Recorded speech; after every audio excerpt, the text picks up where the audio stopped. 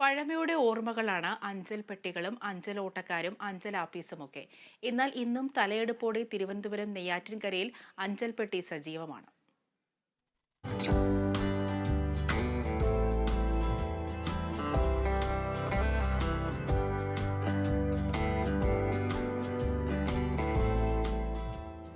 കത്തിടപാടുകൾക്കായി ഇന്നത്തെ തപാൽ പെട്ടികളുടെ സ്ഥാനത്ത് തിരുവിതാംകൂറിൽ രാജഭരണകാലത്ത് ഉപയോഗിച്ചിരുന്ന പെട്ടിയാണ് അഞ്ചൽ പെട്ടി.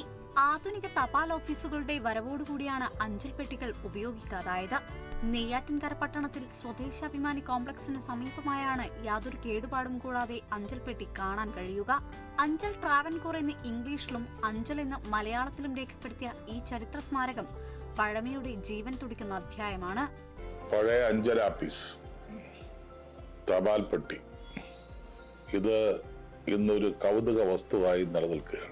നെയ്യാറ്റിൻകരയുടെ ഹൃദയഭാഗത്ത് ഇന്നൊരു വലിയ തപാൽ പെട്ടി അവിടെ സ്ഥിതി ചെയ്യപ്പെടുന്നു. ആ തപാൽ പെട്ടി കൃത്യമായി ആളുകൾ കത്തുകൾ പോസ്റ്റ് ചെയ്യുകയും അതുപോലെ തന്നെ എടുക്കുകയും ചെയ്യുന്ന ഒരു പെട്ടിയായിരുന്നു. വളരെ വിരളമായി മാത്രമേ കേരളത്തിൽ ഇത്തരം തപാൽ പെട്ടികളെ കാണാൻ കഴിയൂ. പഴയ തപാൽ പെട്ടികൾ സംരക്ഷിക്കാൻ കഴിയുന്ന രീതിയിലുള്ള പ്രവർത്തനങ്ങൾ ബന്ധപ്പെട്ട വകുപ്പുകൾ ഏറ്റെടുക്കണം എന്നാണ് വളരെ വിനയപുരസരം എനിക്ക് അപേക്ഷിക്കാറ്. തിരുവിതാംകൂറിൽ മാർത്താണ്ഡവർമ്മയുടെ കാലം മുതൽ രേഖകൾ കൈമാറുന്നതിന് രഹസ്യമാർഗങ്ങളും അതിനായി പരിശീലനം ലഭിച്ച ആളുകളും ഉണ്ടായിരുന്നു.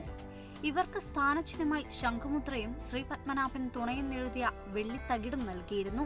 സർക്കാർ സാധനങ്ങളും മറ്റും ഒരിടത്തു നിന്നും മറ്റൊരിടത്തേക്ക് എത്തിക്കുവാൻ വിരുത്തി എന്ന പേരിലുള്ള സംവിധാനമായിരുന്നു ഉപയോഗിച്ചിരുന്നത്. ഇതിനുശേഷമാണ് തപാൽ സംവിധാനം നിലവിൽ വരുന്നത്. തപാൽ പെട്ടികളുടെ സ്ഥാനത്ത് ഉപയോഗിച്ചിരുന്ന അഞ്ചൽ പെട്ടി തിരുവിതാംകൂറിൽ വ്യാപകമായിരുന്നു. എന്നാൽ ആധുനിക തപാൽ ഓഫീസുകളുടെ വരവോടെ അഞ്ചൽ പെട്ടികൾ ഉപയോഗിക്കാതായി. മിക്ക സ്ഥലങ്ങളിൽ നിന്നും അഞ്ചൽ പെട്ടികൾ നീക്കം ചെയ്യുകയും നശിച്ചു പോവുകയും ചെയ്തെങ്കിലും ചരിത്രമുറങ്ങുന്ന നെയ്യാറ്റിൻകരയിൽ തലയെടുപ്പോടെ ഇപ്പോഴും ഇവ കാണാൻ സാധിക്കും. Kerala vision news, Thiruvananthapuram.